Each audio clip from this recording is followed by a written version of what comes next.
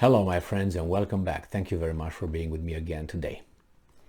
Finally the Russians came out and said it, which is United States is responsible for the natural gas supply crisis in Europe.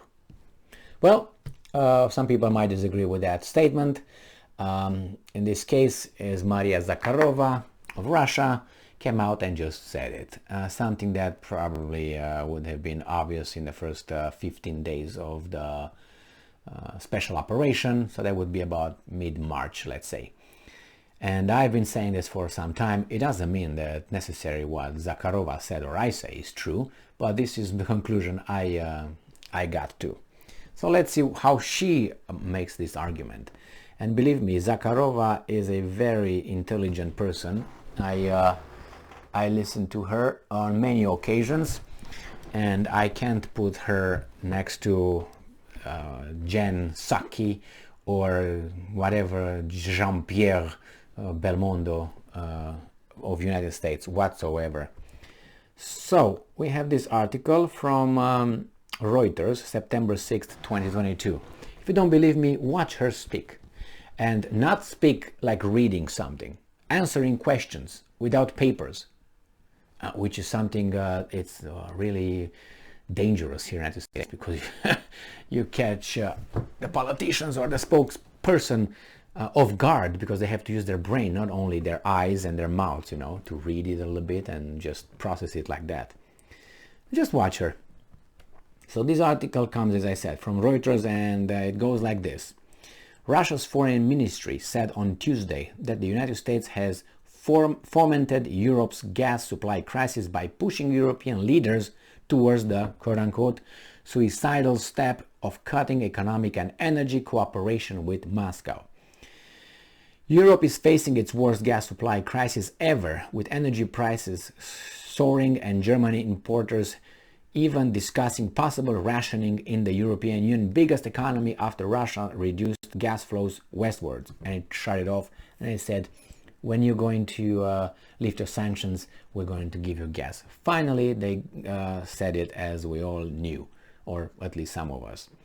When asked what needed to happen for Nord Stream 1 to begin pumping gas again, Foreign Ministry spokeswoman Maria Zakharova told Reuters, "Listen, you are asking me questions that even children know the answer to. Those who started this need to finish this," end quote. She said the United States had long sought to break the energy ties between Russia and major European powers such as Germany, even though Moscow had been a reliable energy supplier since Soviet times. And I'm quoting, "The dominance of Washington prevailed," end quote. Zakharova told Reuters on the sidelines of Eastern Economic Forum in Vladivostok. And I'm quoting, "Political forces were brought to power in the European Union who are playing the role of sheep provocateurs. And I'm quoting, "This is absolute suicide, but it seems they will have to go through this," she said. The United States and European Union have accused Russia of energy blackmail after Moscow reduced gas supplies to European customers. And finally they came and said, yeah, you know what, lift the sanctions, we're going to give you gas then. Moscow reduced gas supplies to European customers. Yes, the Kremlin said that the West triggered the energy crisis by imposing the most severe sanctions in modern history, a step President Vladimir Putin says is akin to a declaration of economic war.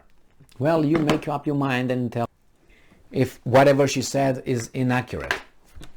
It was a fight between those two countries that occurred due to 2014. If you really want to, actually, if you want to go, you go to 2008, when NATO said that hey, one day Ukraine will be accepted, and the Russians said, wait a minute, what about your promises of not moving one inch eastward that you made to the Soviet Union then, when they say, okay, let's make the deal, because that's the way it was. It was like, oh, we destroyed. Well, that's how the story goes here, like the Cuban Missile Crisis. Oh yeah, we Kennedy looked what's his name, Fidel Castro in his eyes and looked at Khrushchev in his eyes, and Khrushchev blinked and intimidated himself, so he took his rockets from Cuba. Psst, oh my God, that's like a children's story, like Cinderella or something. So the same here.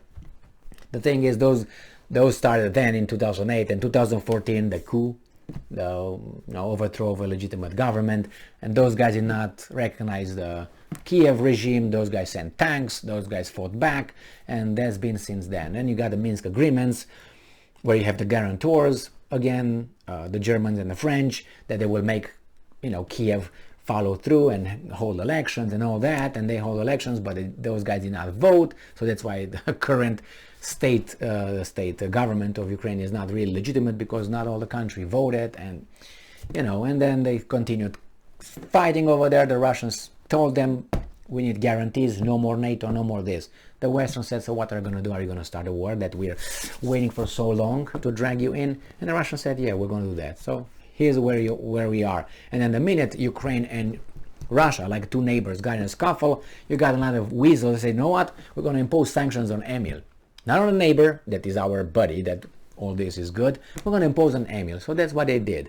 And then Emil said, okay, yeah, I'm going to impose sanctions on you with the gas and oil. I will just limit it, and eventually, after 6 months, I will turn it off and tell you straight to your face, after I figure things out, I have all my ducks in a row. No more sanctions, gas. Sanctions, no more gas. So this is how we got here. And then if you want to talk about who imposed this, remember when Olaf Scholz came to Moscow, and then he went to Washington, D.C., and he spoke over there, and he was asked questions. Watch that press conference. And in that press conference, you have at least 3 or 4 weasel reporters, so-called, that report the news, opinion makers, asking Scholz, what about the Nord Stream 2? What about the Nord Stream 2? What about the Nord Stream 1? Are we going to close it? Are we going to... Those were the questions. And Olaf Scholz was like, and then he didn't give an answer. And then when he came to Germany, the same weasels, what about Nord Stream 2? Are we going to sanction ourselves? Are we going to sanction ourselves? Pressure, pressure, pressure, mass media pressure. He said yes, yes, and guess who's coming to help? United States of America. So it was that the way it was, however you want to turn it. But people don't like the truth, because no. We told you you're going to depend on Russia. Now you're going to depend on us because we're the good dudes. Really? You have 70,000 people in Germany still since 1945. When you had more than 70. You had troops over there. You helped them write their constitution, remember? And the same as you did with the Japanese. So really, and you think Europe is foreign affairs, they just are free? They're not free. Not free. Not even Macron. Remember, Macron was calling Putin and communicating with Putin, and he was told, why are you talking to Putin every day? What's wrong? What's up with that? And he shitted his pants because his masters told him, hey, what's up with that? And what did Macron do? Did not speak with Putin 2 months. For 2 months almost. I think it was a month and a half. And then he called him with Scholz. Hey, how about the Zaporozhye nuclear plant? Really? You weasel. So that tells you how independent Europe is. I'm not talking about Germany and other bottom-feeding countries. European Union, you got Ursula, who's just an unelected by the citizens of European Union, unelected official. You talk about Borrell, who's finance minister or economy minister or something, again, not voted for. He's there, and they make decisions for the whole Europe, and they tell countries what to do and what to impose and all that. I mean, it's right there. You just have to read it and memorize it and put it together. Just get the information when you need it, and you make a point, like Zakharova. I think she's right, and even a child would know that. Well, if you have a certain ideology, you say, no. But the facts are facts. I mean, you can say these glasses are, goggles, as I call them, or you can call it, these are cars.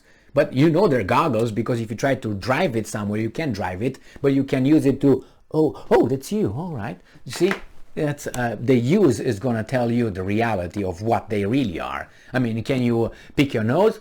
Yeah, I guess you can pick your nose or your ear or your ass. You can do that, but still, that's not the main function, isn't it?